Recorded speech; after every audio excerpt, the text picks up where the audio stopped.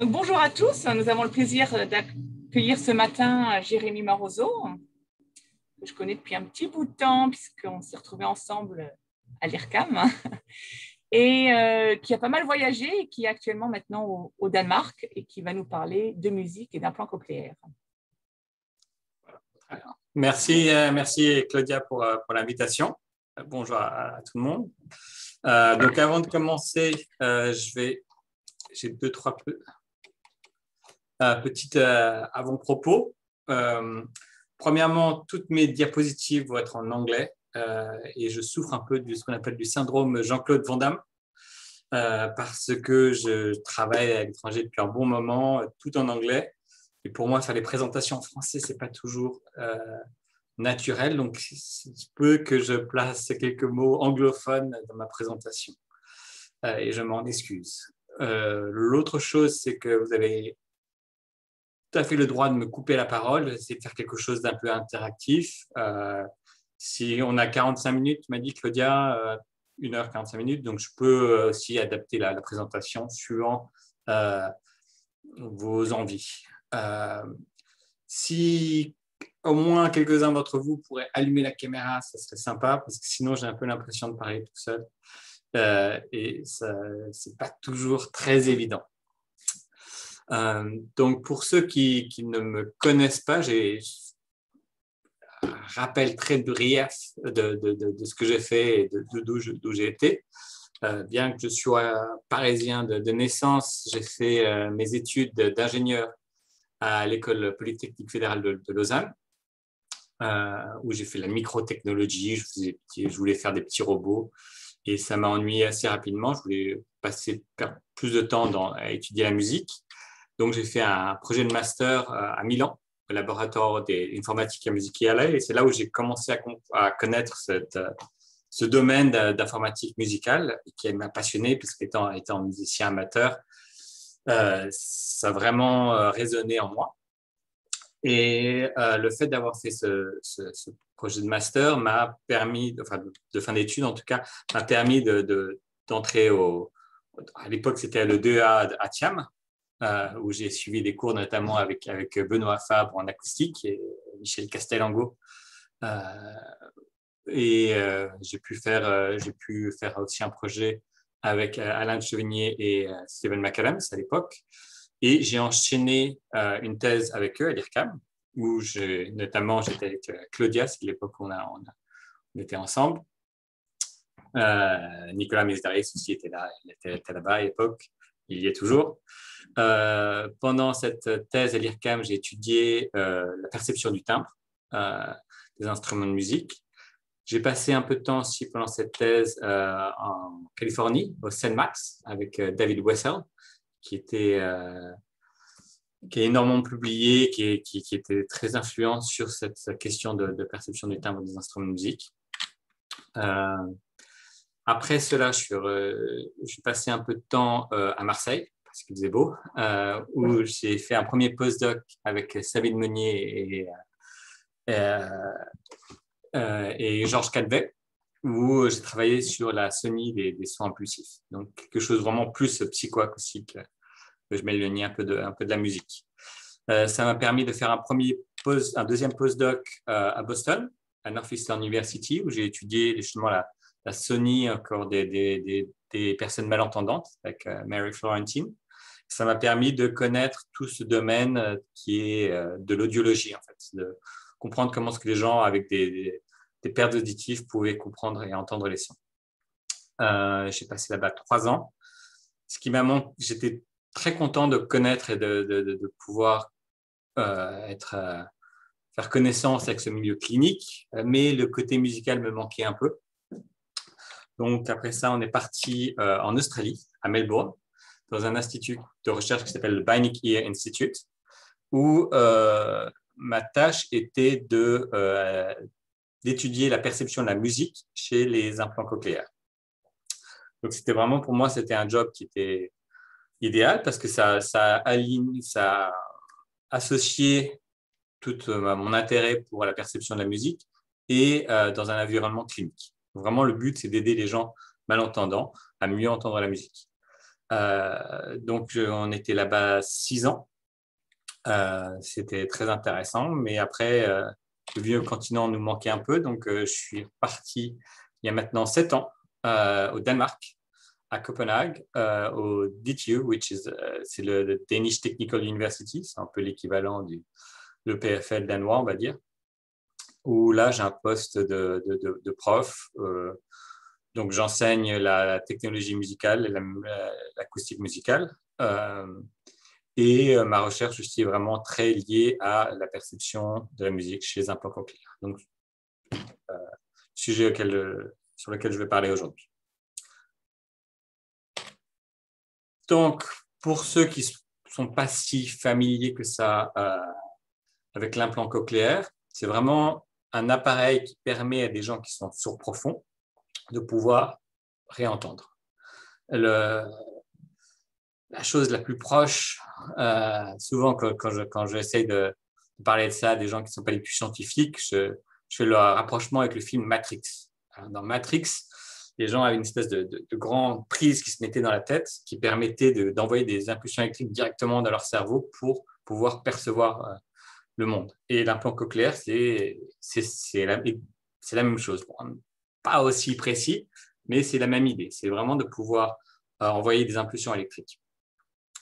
Donc, c'est quelque chose qui va marcher très bien, assez bien, on va dire, pour la parole. Donc, des gens qui étaient sourds profonds peuvent percevoir à peu près 80% d'une phrase dans un milieu calme, on va dire. Il y a plus de problèmes quand il y a le bruit, mais en tout cas, en milieu calme, ils arrivent tout à fait à fonctionner. Donc, des enfants qui sont nés sourds peuvent aller à l'école comme tout le monde, peuvent téléphoner, peuvent avoir des amis, ils sont tout à fait intégrés dans la société. Mais bon, cet implant a quelques problèmes, notamment dans la perception de la musique. Et beaucoup d'utilisateurs de l'implant cochléaire vont dire, en tout cas, vont se plaindre de ne pas pouvoir percevoir la musique convenablement. Il faut dire que la parole est quelque chose de très redondant et finalement un signal qui est assez simple. Je peux parler comme ça, je peux parler comme ça, je peux parler comme ça. À chaque fois, vous comprenez ce que je veux dire, malgré une grande transformation du signal. Alors que la musique, dès qu'on va modifier un peu l'information musicale, tout va s'effondrer finalement. Donc, c'est pour ça que c'est un signal qui est beaucoup plus complexe et beaucoup plus dur à transmettre. Lorsqu'on a fait une étude en 2007, par exemple, où ils ont demandé à 100 personnes avec un implant cochléaire combien de temps est-ce qu'ils pouvaient percevoir, est-ce qu'ils écoutaient la musique avant d'avoir des pertes auditives. Est-ce que vous voyez ma souris ou pas? Non? Je fais ça. Ici, on la voit. Ah bon. Vous la voyez avant? Oui, on la voyait avant. Mais on la voit. Ok. Ouais, mais d'accord, je vais me remettre avant parce que ça, il y a un peu de délai.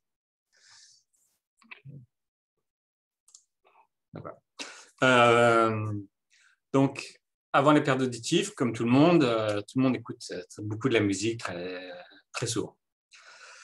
Juste avant qu'ils soient implantés avec l'implant cochléaire, c'est le moment où les personnes ont la plus grande perte auditive, on va dire. Et là, on voit qu'il y a une grande décroissance du nombre de temps à écouter la musique. Et après, une fois qu'ils sont implantés, les gens se remettent à écouter un peu la musique. Mais c'est encore très loin du niveau d'avant les pertes auditives. Si on leur demande aussi à quel point est-ce qu'ils apprécient la musique, comme la plupart des personnes, tout le monde, en tout cas bien entendant, tout le monde apprécie énormément la musique. Il n'y a pas de problème là-dessus. Mais lorsque ces personnes ont une grande surdité, leur appréciation de la musique décroît énormément. Et encore une fois, avec l'implant cochléaire, ça s'améliore un peu, donc c'est mieux qu'avant, mais c'est encore très loin des personnes normalement entendantes. Donc, quel est le problème en fait? Pour essayer de comprendre pourquoi est-ce qu'ils n'arrivent pas à réavoir cette appréciation de la musique, il faut comprendre un peu comment est-ce que l'implant cochléaire fonctionne. Donc, l'implant cochléaire, c'est un appareil qui est fait de 3 parties. La première, c'est le processeur. Le processeur, c'est ce qu'on voit qui est dehors et qui, en grande partie, est composé d'une batterie, parce que ça demande beaucoup d'énergie. Il va y avoir un microphone ici, comme un appareil auditif normal, et le processeur qui va être ici. Ce simple processeur va envoyer des informations par fréquence radio à un implant qui est situé entre l'os temporal et la peau, ici. Il y a deux aimants, ici et ici, qui permettent justement de pouvoir être associés. Donc, il y a deux bobines et toute l'information va passer. Notamment, ils envoient des informations, quel électrode doit être activé, mais aussi ils envoient la puissance. Et au bout de cet implant, on a justement les électrodes ici. Alors, ça va dépendre des différentes marques, mais généralement, ça va entre 22 pour Cochlear jusqu'à 12 pour Medel. Donc, entre 22 et 12. Technologiquement, on n'arrive pas à mettre plus d'électrodes que ça. Cette électrode est insérée dans la cochlée au niveau du scala tympani et va activer différents points du nerf auditif, des fibres auditives. Donc, on pourrait dire que apparemment, c'est assez bien comme ça, tout va bien. Le problème est que chacune des électrodes n'est pas connectée directement aux fibres nerveuses. Si on zoome sur cette cochlée ici et qu'on met à peu près l'emplacement de chaque électrode, on voit qu'ils sont situés vers l'os extérieur, outer wall, ici. Les endroits où normalement qui sont activés par les vibrations, ici dans la bande basilaire, est à peu près ici. Il y a plusieurs problèmes, c'est que c'est beaucoup trop petit pour pouvoir connecter tous les différents fibres nerveuses. Il y en a à peu près 3000, donc idéalement, il faudrait 3000 petites électrodes qui connectent à chacune de ces terminaisons petit à petit. Donc ça, on n'a pas la technologie, on n'est pas assez fin pour pouvoir connecter à ces choses-là. Donc, l'autre problème, c'est que souvent, après une perte auditive, ces nerfs vont se dégénérer. Donc, finalement, toute cette partie du nerf, souvent, est plus active. Donc, l'impulsion électrique qui va être générée par chacune des électrodes, finalement, va plutôt activer ce qu'on appelle le spiroganglion, le ganglion spiral, peut-être. Et cet endroit ici va fonctionner, mais le problème, c'est que toutes les nerfs, toutes les fibres, en fait, vont être les uns contre les autres. Donc, on ne peut pas activer une fibre en particulier. On va activer une région. Ce qui est différent de la cochlée humaine, où chaque fréquence est bien répartie à différents endroits et chaque son pur peut activer une région très particulière. Donc, si on regarde ça par rapport aux notes d'un piano, par exemple, donc ce graphique ici va montrer l'intérieur de la cochlée, où on sait que les sons aigus sont plutôt à l'entrée et les sons graves sont à la base. Un son pur va activer, par exemple, un endroit bien précis, par exemple à 8000 Hz, 4000 Hz, 6000 Hz. Maintenant, si dans ce graphique, je montre l'électrode, les 22 électrodes, première chose à remarquer, c'est que cette électrode, en fait, ne va pas pouvoir faire 2 tours et demi comme la cochlée, mais généralement, on va faire juste un tour. Donc, c'est-à-dire que toute la région de basse fréquence ne va pas vraiment être accessible parce que ça devient trop fin et trop loin, en fait. On n'arrive pas à avoir accès à ça. On arrive à avoir accès juste au premier tour. Il y a certaines marques Medel qui arrivent à être un peu plus profond, mais n'arrivent pas à avoir autant d'électrodes. Parce que plus il y a d'électrodes, plus l'implant va être grand. Et il va avoir un gros diamètre, donc moins on va pouvoir le mettre profondément. Et donc, si une électrode est activée, comme ça ici, par exemple, là, ça va être l'électrode la plus apicale, donc la plus profonde. Elle va activer une région qui est autour des 500-400 Hz. Elle ne va pas activer, encore une fois, un seul nerf auditif, mais elle va activer toute une région de nerf auditif. Si on active maintenant la deuxième électrode, la plus profonde, elle va activer une autre région qui va être légèrement plus haute fréquence. Donc, si on fait varier, si on active ces deux électrodes les uns après les autres, on va pouvoir avoir deux sensations de hauteur, entre une sensation qui est assez proche des 500 Hz et une autre qui est encore plus aiguë. L'autre problème, c'est que lorsqu'on va activer ces deux électrodes, finalement, il va y avoir une région qui va overlapper. Donc, lorsqu'on veut essayer de jouer au piano deux notes consécutives à demi-ton, finalement, on n'arrivera pas à faire ça parce qu'on va juste activer deux électrodes qui vont permettre juste de faire deux clusters qui sont assez éloignés. Donc, l'image un peu qu'on utilise pour essayer de comprendre comment ils vont percevoir cette musique, c'est comme si on jouait au piano avec des grandes boxes. Chaque note va faire une espèce de clusters et on ne peut pas avoir la définition dont on a besoin pour la musique. Si on n'arrive pas à percevoir bien les demi-tons, c'est être assez dur de pouvoir percevoir ça. Donc, il y a certaines expériences, même des vieilles expériences, où on demandait à des gens avec un implant cochléaire de pouvoir reconnaître des mélodies. Alors ça, c'est des Américains, c'est une étude américaine, donc c'est des mélodies dont ils sont familiers, comme Happy Birthday ou Twinkle Twinkle Little Star. Donc, si on demande à des normaux-entendants, ici, ils vont avoir aucun problème pour reconnaître ces mélodies très basiques. Maintenant, si on demande à des implants cochléaires, des gens avec un implant cochléaire, ils peuvent reconnaître ça à 10-20%. Donc, ça peut être très compliqué pour eux. Parce qu'ils ne vont pas avoir cette information de hauteur. Dans cette étude, ils ont dissocié deux types de mélodies, soit les mélodies rythmiques ou arythmiques. Donc, en gros, par exemple, Frère Jacques, Frère Jacques, ou Twinkle, Twinkle, je ne sais plus. Here comes the bright, pam, padam, si je fais juste un élément rythmique qui nous permet de reconnaître la mélodie. Frère Jacques, il n'y a pas d'élément rythmique qui nous permet de reconnaître cette mélodie. Donc, si la musique a un élément rythmique qui est typique, ça va les aider un peu. Donc, ils sont légèrement meilleurs s'il y a cette information rythmique. S'il n'y a pas cette information rythmique, ils vont être plus à 10%.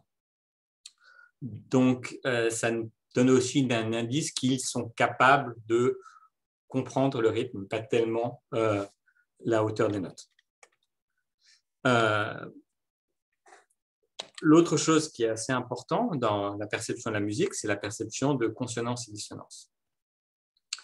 Parce que finalement, d'être capable de reconnaître Happy Birthday ou Little Star, ce n'est pas quelque chose qui va nous donner une grande joie. Ce qui nous intéresse dans la musique, c'est de pouvoir comprendre la différence entre une mélodie et l'harmonie. Et dans cette expérience faite par le groupe de Charles Lim, ils ont créé plusieurs mélodies avec toujours la même mélodie principale, mais différents accompagnements, différents accords. La première version était des accords tout à fait consonants, donc comme ça. Dites-moi après si vous entendez.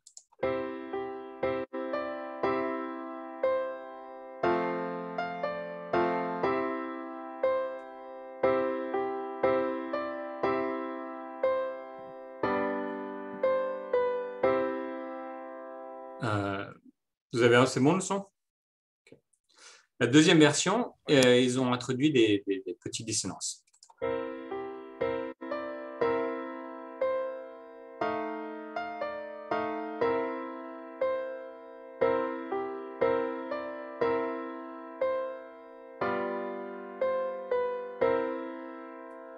Et la troisième, des grandes dissonances.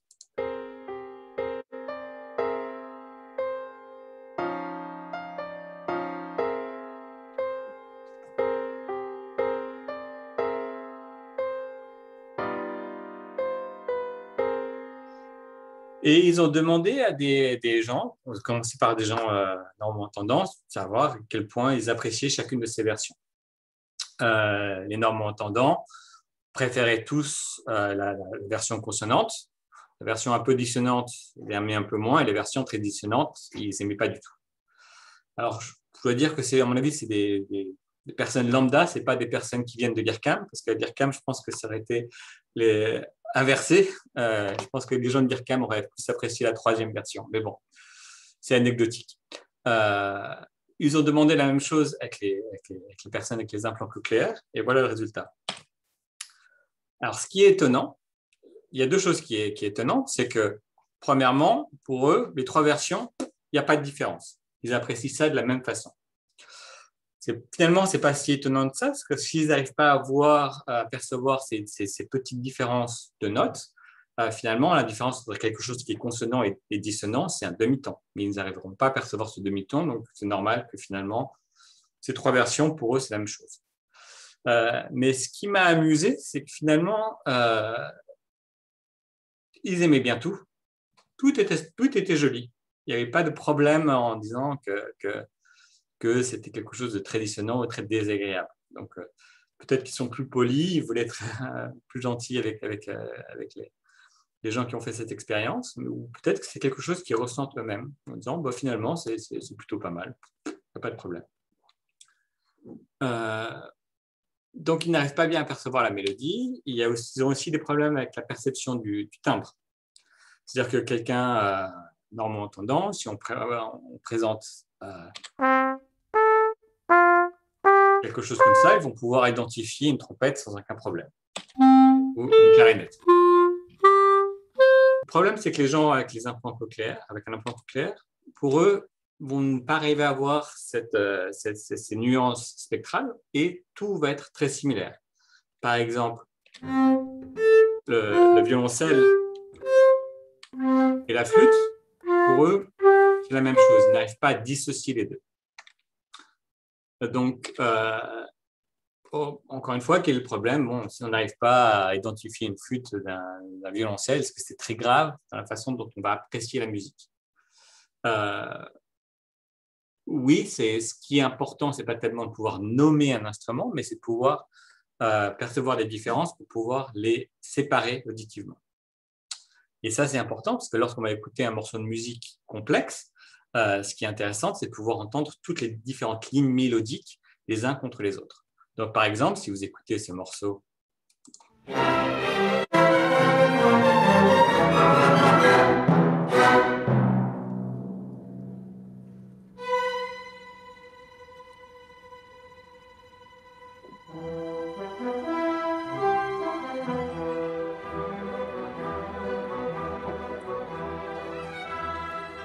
donc ça, c'est un morceau de Bartók, de Dvorak, qui est grande complexité orchestrale et qui est intéressant à écouter parce qu'on arrive à comprendre toutes les différentes lignes mélodiques. Maintenant, si on enlève l'information du timbre de cette musique, on rejoue tout exactement avec le même timbre, voilà ce qu'on obtient.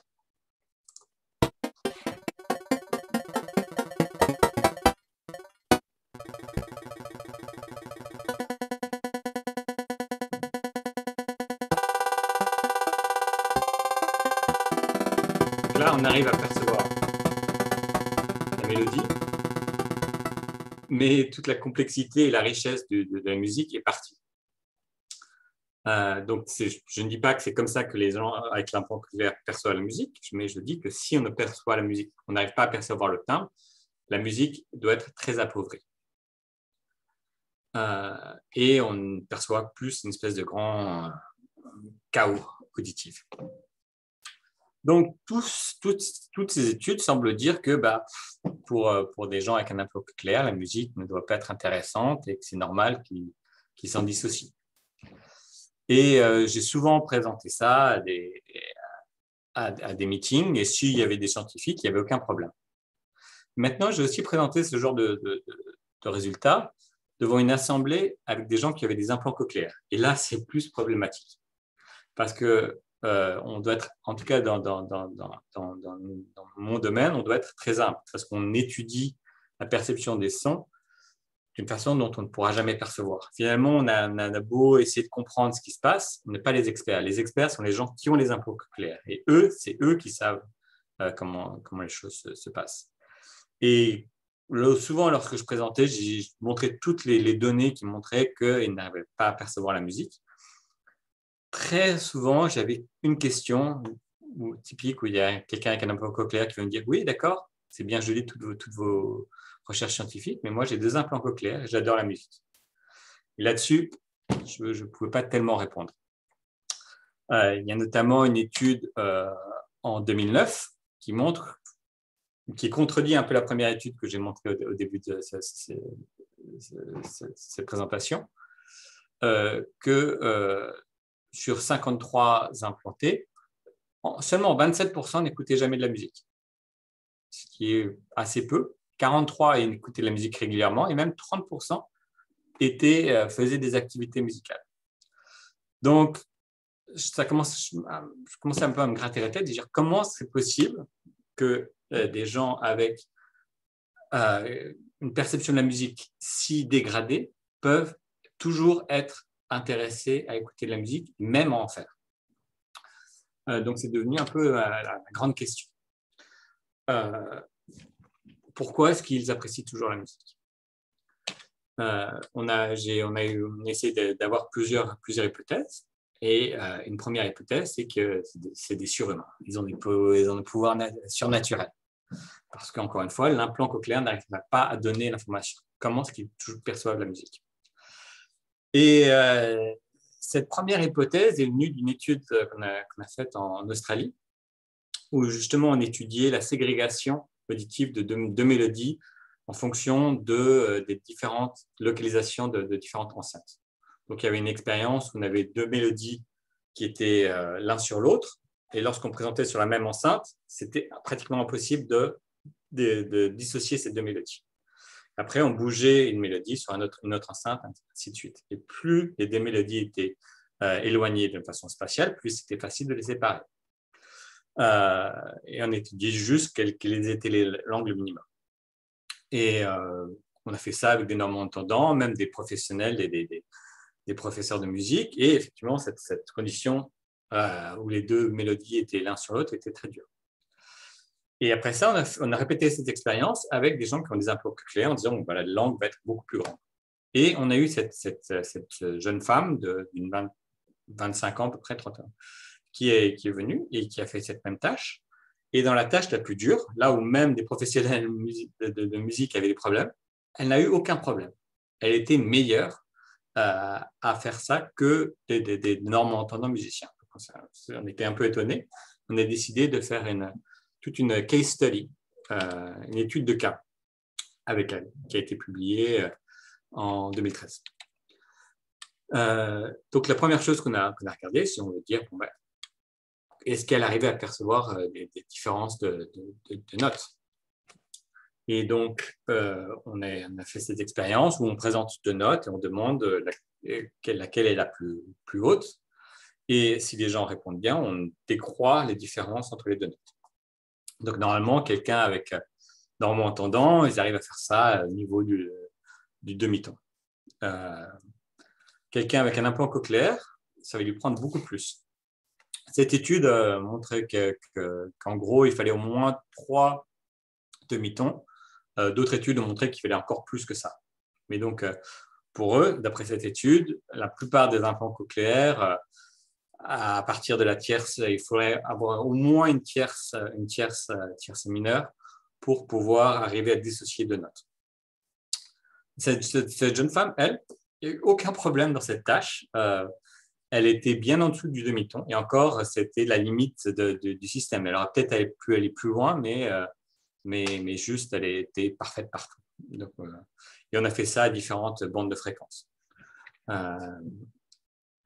Une autre expérience où elle a fait lui demander de reconnaître des mélodies, un peu comme la première étude dont je vous ai parlé plus tôt.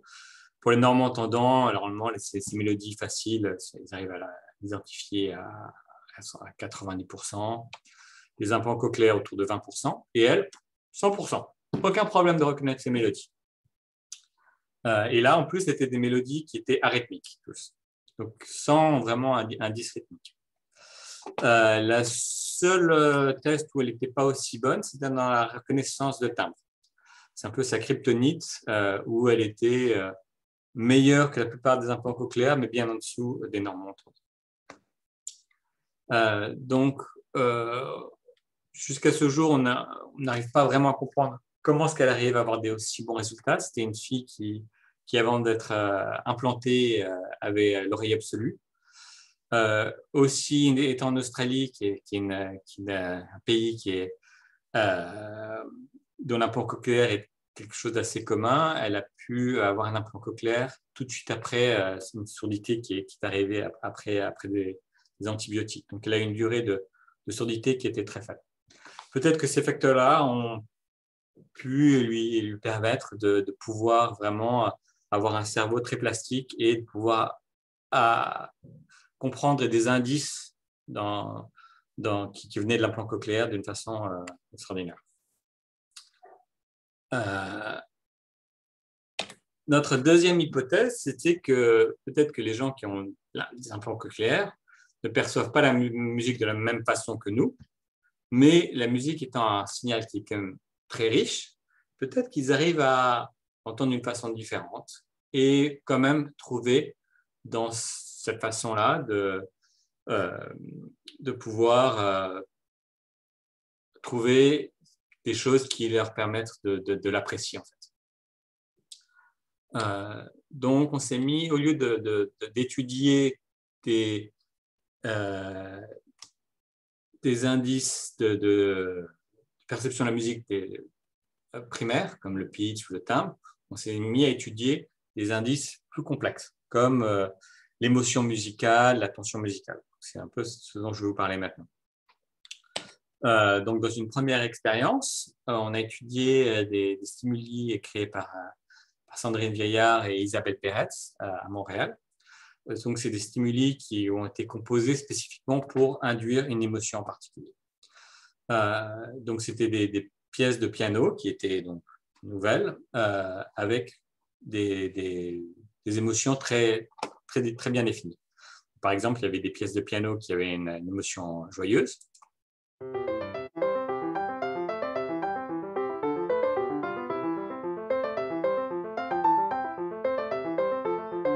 Des pièces de piano avec une émotion plus triste.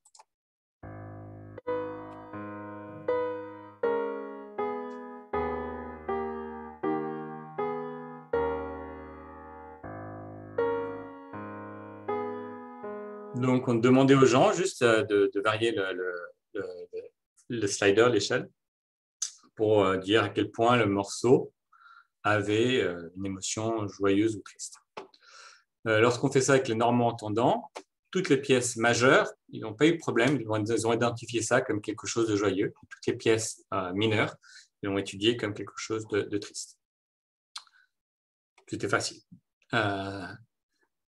Maintenant, on se demandait comment est-ce que les gens avec les implants cochléaires pouvaient faire cette tâche. Parce que la différence entre un majeur et mineur, c'est encore un demi-ton, et ils ne sont pas capables de percevoir ce demi-ton. Donc, ils ne sont pas capables de percevoir les modes. Donc, pour eux, ça devrait être quelque chose qui est très dur. Mais à notre grande surprise, quand on a regardé les résultats pour les implants cochléaires, on s'est rendu compte qu'ils arrivaient à identifier les pièces d'une façon assez remarquable. Donc, sans cette information de mode, il n'y a pas de problème. Ils arrivent quand même à comprendre l'émotion. Ce n'est pas aussi bien fait que les normes entendants, spécialement pour les pièces en mineur où il y a un peu plus de variabilité, mais c'est quand même très, très bon. Donc, on se demandait comment c'était possible. Donc, pour les normes entendants, on sait que l'émotion musicale passe par le mode, ok, très bien, mais aussi par le tempo.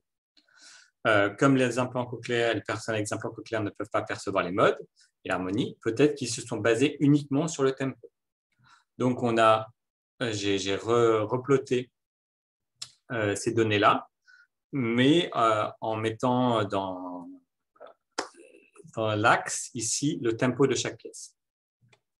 Donc, on voit ici toutes les pièces majeures, en mode majeur, qui sont à un tempo supérieur à 80 BPM, et toutes les pièces en mineur qui ont un tempo entre 40 et 65 BPM. Donc, ça semble dire, bon, oui, effectivement, pour eux, ils ont pu se baser sur le tempo pour faire leur jugement. Toutefois, lorsque on n'est pas complètement satisfait par cette explication, parce que si on regarde juste les pièces joyeuses ou juste les pièces tristes, par exemple, il n'y a pas de corrélation tellement, surtout pour les pièces joyeuses. S'ils se basaient uniquement sur le tempo, on aurait vraiment une jolie ligne comme ça, ici, alors que ce n'est pas le cas. Ça me semble assez improbable que dans leur tête, ils ont identifié, ils comptent le tempo et se disent « Ah, c'est 80, donc c'est joyeux, c'est moins, donc c'est triste ». Donc, il doit y avoir quelque chose d'autre. Peut-être encore que c'est le mode, peut-être que c'est les notes, les pièces joyeuses aussi sont peut-être jouées avec un rythme différent. Je ne parle pas de tempo, mais de rythme. Ou peut-être que toutes les notes étaient un peu plus hautes ou quelque chose comme ça. Donc, on se demandait, mais est-ce que juste l'information temporelle était suffisante pour pouvoir identifier si une mélodie était joyeuse ou pas? Je vois qu'il est 40. Je dois finir à 45, Claudia, ou est-ce que je peux finir à midi? Tu peux déborder un peu. On a commencé un peu tard. D'accord, mais dis-moi, alors à quel moment est-ce que les gens en ont marre? Ils en ont marre à midi? Oui. D'accord. Okay. Qu'on ait un peu de temps de poser des questions. On a un peu le temps de te poser des questions. Donc, on a répété cette expérience où, au lieu de jouer les notes au piano, on les a fait jouer sur un conga.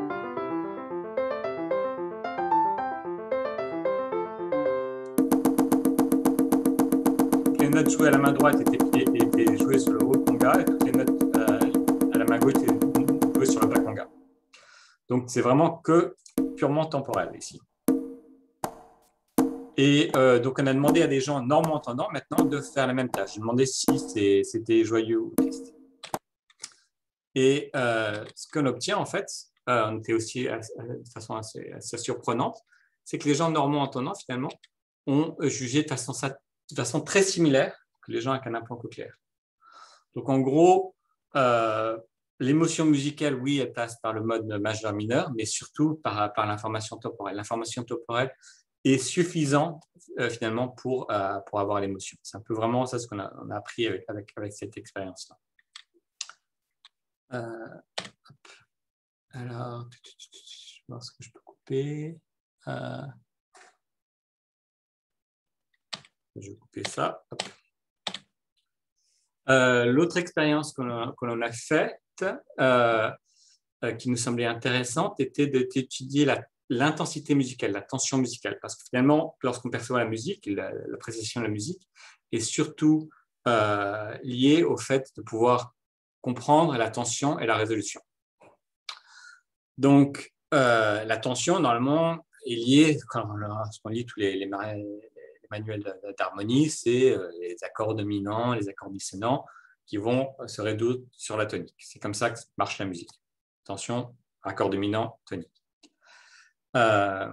Donc, du coup, si les personnes avec des implants cochléaires n'arrivent pas à comprendre ces dissonances, ils ne vont pas pouvoir comprendre les tensions, ils ne vont pas pouvoir comprendre les résolutions.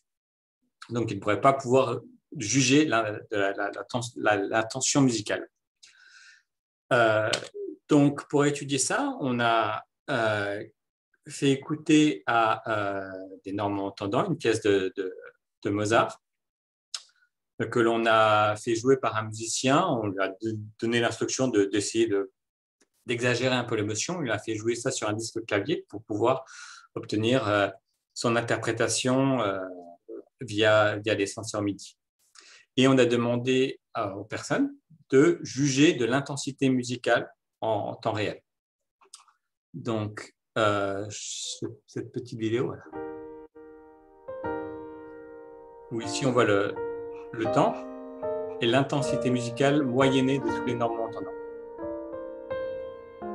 Ici, c'est pas de tension, ici une autre tension.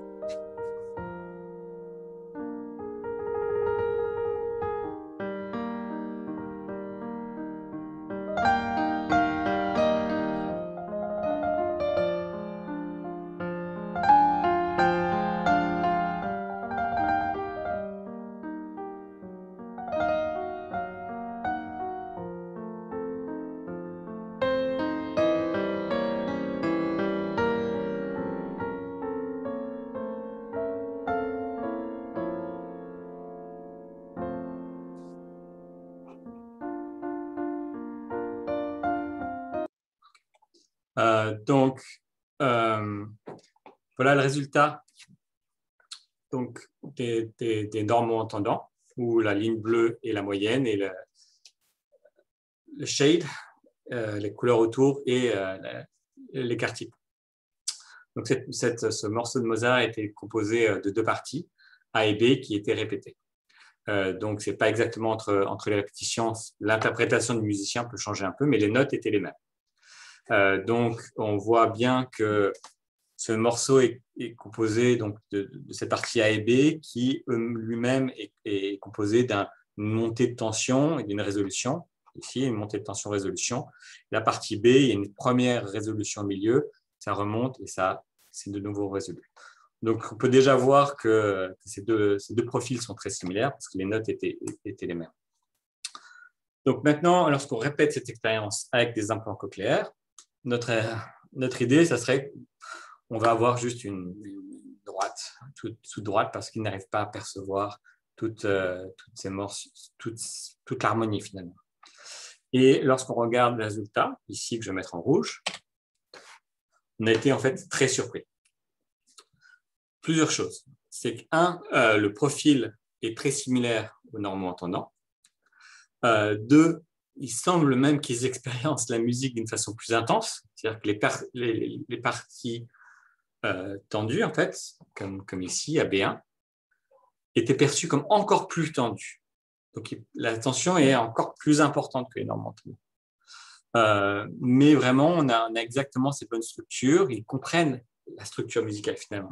Avec la partie A qui monte en tension, résolution, partie B monte en tension, résolution intermédiaire, de nouveau tension, résolution, ainsi de suite. Les parties avec les diamants ici, c'est les parties où on a une différence significative entre les normo-entendants et les implants cochléaires. Donc, ça nous a énormément étonnés. On s'est demandé mais comment est-ce qu'ils sont arrivés à faire ça. Donc, lorsqu'on regarde les manuels d'harmonie, effectivement, l'harmonie est importante pour la tension, mais il y a d'autres choses. On peut percevoir l'intensité musicale via d'autres paramètres, comme l'intensité du son, la sonie. Parce que lorsque le musicien va se mettre à jouer des choses plus tendues, oui, il va jouer des accords dissonants, mais il va aussi les jouer plus fort. Et la résolution aussi va se mettre de façon plus douce. Donc, la sonie elle-même peut donner des indices qui seront suffisants. Il y a également la façon, le rythme, le tempo des notes. On va peut-être accélérer un petit peu dans les moments tendus et décélérer dans les moments de résolution. Donc, on se dit peut-être qu'avec tous ces indices-là, ça serait suffisant pour pouvoir justement percevoir cette intensité musicale. Donc, l'autre expérience qu'on a fait, on a pu prendre en fait toutes les notes du piano de ce pianiste, toutes les informations MIDI, donc il y a notamment les notes, mais aussi la vélocité et le timing. Et on a reproduit son interprétation en altérant toutes les notes de façon aléatoire. Donc ça donne quelque chose comme ça.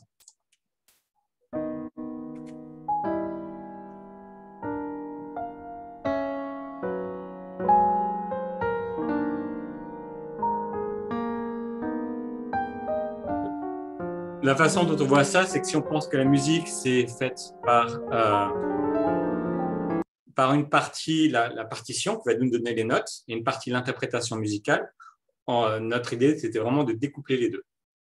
Ici, on a gardé que l'interprétation et on a randomisé toutes les notes. Et on a demandé donc aux normes entendants de faire cette tâche. Et là, ce que je vais vous montrer maintenant, c'est le résultat des implants cochléaires et superposé avec ça, les résultats des normes entendants avec cette tâche où toutes les notes sont randomisées. Et voilà ce qu'on obtient en fait. Tout d'un coup, on arrive à reproduire exactement le même profil de tension avec ce type de stimuli. Donc, c'est vraiment ce qui nous prouve que la façon dont eux vont percevoir la musique va être assez similaire à ce qu'un normand-entendant va pouvoir percevoir avec une musique qui est atonale finalement. Donc, c'est un peu ce qu'on obtient de ces études-là. Rapidement, on a demandé aux gens aussi à quel point est-ce qu'ils appréciaient toutes ces différentes versions. On a aussi fait cette même expérience avec les implants cochléaires. On leur a montré la version où toutes les notes étaient randomisées. Pour eux, il n'y avait pas de différence avec les bonnes notes ou toutes les notes de façon aléatoire.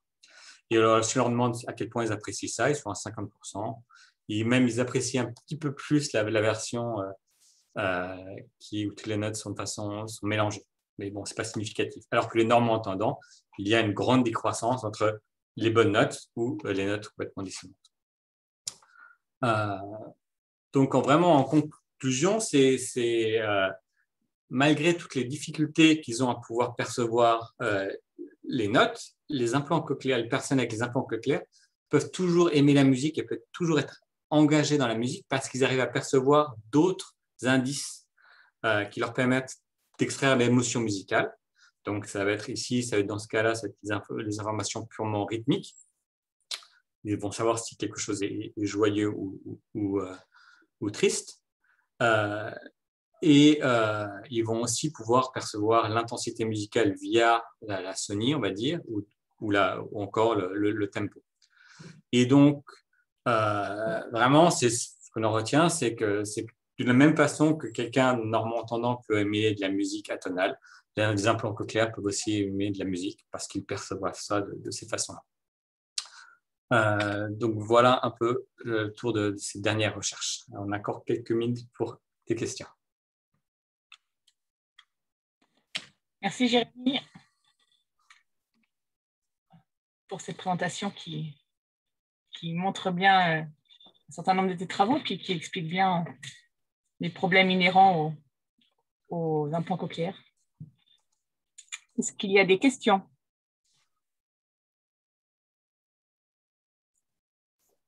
Donc, soit vous levez la main, soit vous allumez votre micro et vous posez la question directement. Moi, j'ai une mini-question. Je me demandais si les implantés cochléaires avaient les mêmes courbes de sensibilité, les mêmes courbes d'isosonie que les normaux entendants. Enfin, comment ça se passe au niveau de la sonie? Parce qu'en fait, elle est quand même due à la sensibilité de la membrane basilaire. Et du coup, là, il y a… Ouais. Et ben, en fait, c'est une bonne question. Alors, les courbes isosonie, c'est la façon dont on règle l'appareil, finalement. Parce qu'on peut régler, lorsqu'on va avoir un implant cochléaire va être activé, on va retrouver les niveaux, à quel point on va augmenter le courant jusqu'au moment où ils vont pouvoir percevoir le son. Et donc, on va faire ça électrode par électrode. Après, on continue d'augmenter le courant, ils vont percevoir les sons plus forts, et il va arriver à un point où le son va être tellement fort que ça va ça va être inconfortable. Ça peut même vraiment leur faire mal. Donc, après ça, on va mapper ces deux niveaux sur deux niveaux d'intensité sonore, généralement entre 25 dB et 65 dB. Et après ça, ça va être compressé. Donc, leur perception de l'intensité va être assez réduite. En gros, on mappe à peu près à 40 dB. Et par rapport aux courbes isosonie, c'est purement… tu peux faire ce que tu veux, quasiment. C'est artificiel, quoi, c'est ça en fait. C'est complètement artificiel, ouais. Ça. Donc, tu peux recréer la courbe un peu en U, si tu veux, ou pas. Oui, oui, tout à fait. Tu peux faire ça. Okay. Mais c'est très… Oui, Jérémy. Tu parlais à un moment donné de plasticité du cerveau là, sur ta super nana. Dans la dernière expérience que tu as présentée, est-ce que ce sont des implantés récemment ou est-ce que c'est des gens qui ont déjà un certain nombre d'années, Ouais. au sens où ils auraient pu, par eux-mêmes, avec la plasticité du cerveau, justement, acquérir certaines compétences qu'on ne suppose pas au départ? Ouais. Alors, la difficulté souvent dans ce genre d'expérience, c'est qu'on n'a pas forcément accès très facilement à des gens qui ont des implants cochléaires. Donc, on prend un peu ce qu'on a sous la main. Et donc, souvent, c'est des personnes qui vont faire ces tests sont en général, la plupart du temps, des personnes assez âgées, parce que c'est aussi les personnes qui ont le temps de venir faire leurs tests, qui ont perdu leur audition vers les 50 ans et qui ont eu un implant vers 60 ans, un truc comme ça. Généralement, on demande toujours aux gens d'avoir une expérience de l'implant cochléaire d'au moins une année avant de faire les tests, parce qu'ils ont besoin de s'adapter à ça. Mais on n'arrive pas à contrôler, effectivement, leur histoire de hearing loss, de malentendance. D'accord, mais donc tu n'as pas essayé de corréler le temps Si, en fait, on peut essayer de corréler le temps, mais c'est trop variable. avec leur capacité. Non, on n'arrive pas, on n'a pas assez de données, en fait. On n'a pas assez de données, c'est trop variable. Il y a juste une étude qui a été faite à Melbourne par Diane Lazare, où c'était une étude où ils ont demandé à des groupes à travers le monde entier, donc ils ont pu avoir des données sur 2000 personnes. Ils ont essayé de faire des corrélations avec différentes caractéristiques et des résultats de perception de la parole. Et la seule indice qu'ils ont pu trouver, c'est la durée de surdité avant l'implant, qui est très importante. Mais pour ça, il faut avoir 2000 points de données. Nous, on fait des expériences, on a une quinzaine de personnes et ce n'est pas suffisant. Moi, j'ai une question sur le point de vue là. Tu parles de la musique. Bon, tu es quand même dans un point de vue très, très occidental.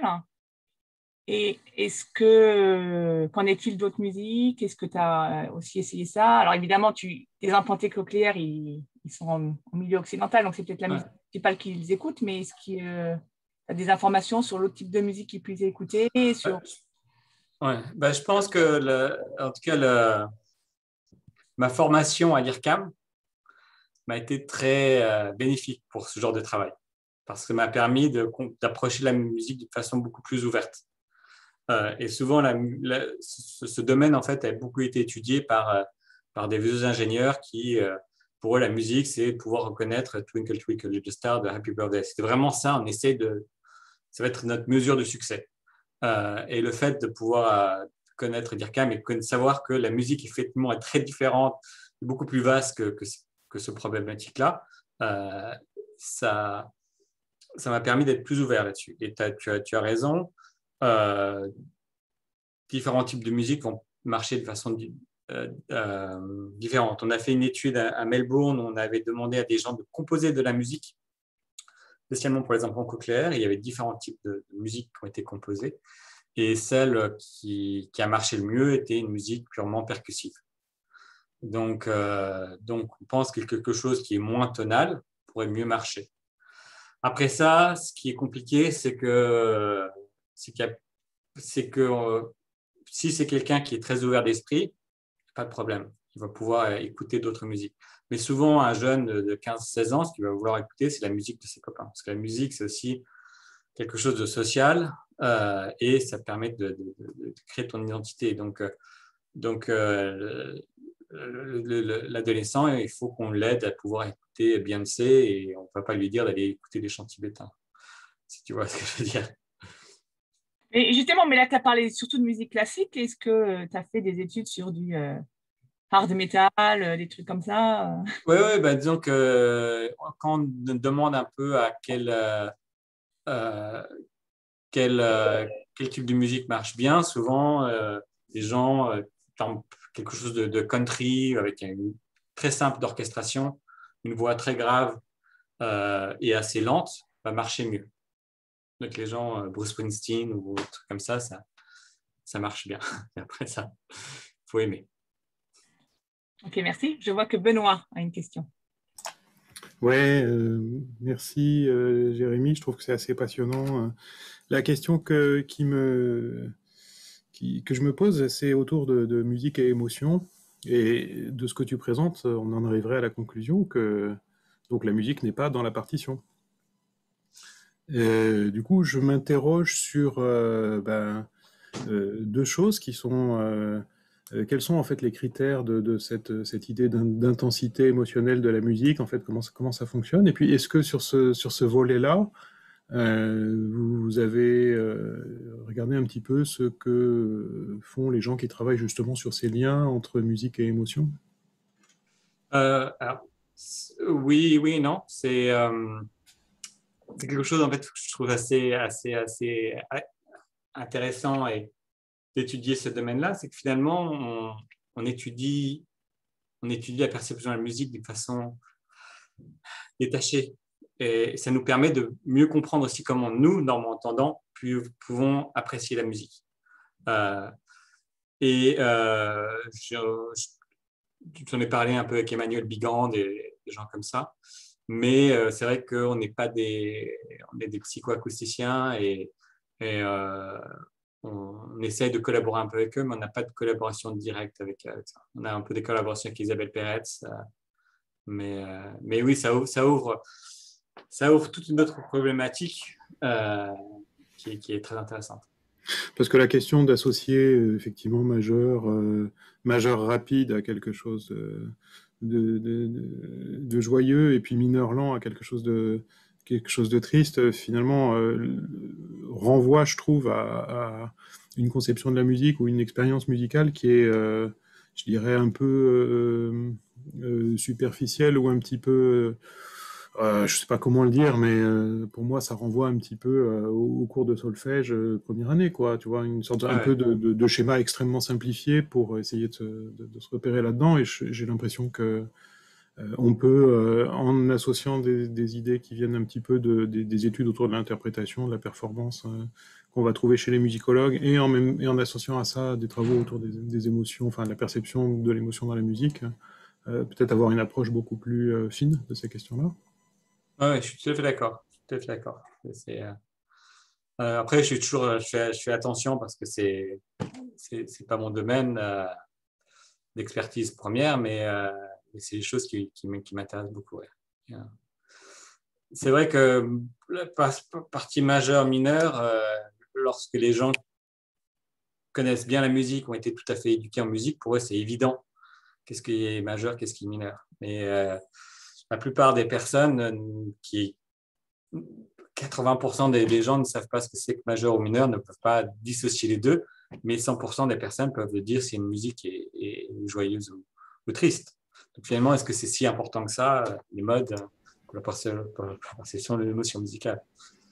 On revient au fait que c'est une convention, c'est une culture ou c'est quelque chose comme ça qui finalement on peut dépasser complètement ça à partir du moment où on se dit que la musique n'est pas dans la partition. C'est ça, ouais. C'est vraiment ça, ouais. Mais c'est dissocier les deux, tout à fait. Merci.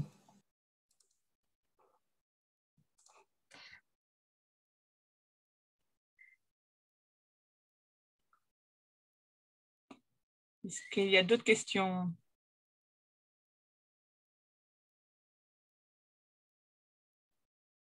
N'hésitez pas à lever la main ou à allumer vos micros.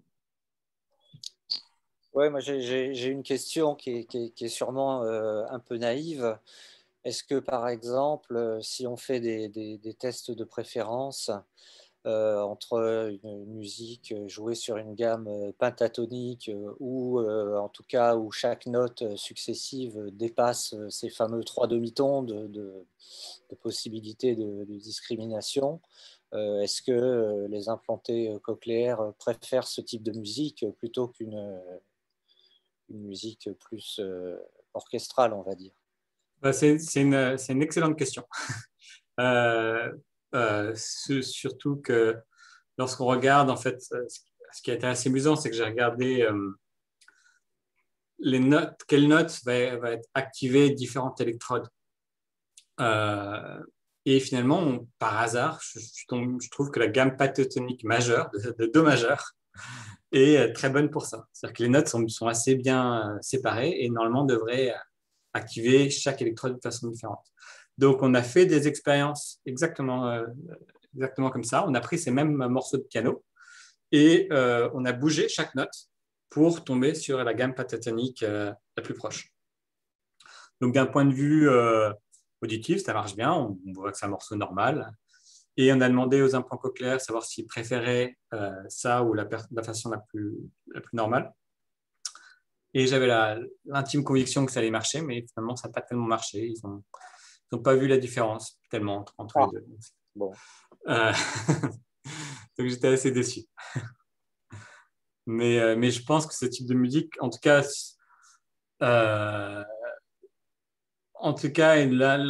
cette gamme pentatonique va peut-être être plus proche, plus similaire entre norme entendant et implant cochléaire. Mais pour l'implant cochléaire, peut-être parce que de toute façon, si on joue un demi-ton là ou là, on va percevoir de la même façon. Donc mettre tout sur une gamme pentatonique, ça ne change pas grand-chose. Ok, ben merci.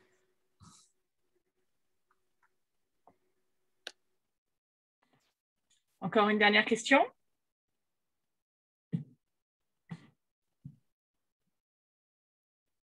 Les gens ont faim, il fait beau, ils veulent profiter des terrasses. Ah, il faut y aller tôt. Ça va être pris d'assaut. Bon, s'il n'y a pas de questions, on va s'arrêter là. Merci de votre attention. Et merci à toi, Jérémy. Merci, Jérémy. Bon après-midi.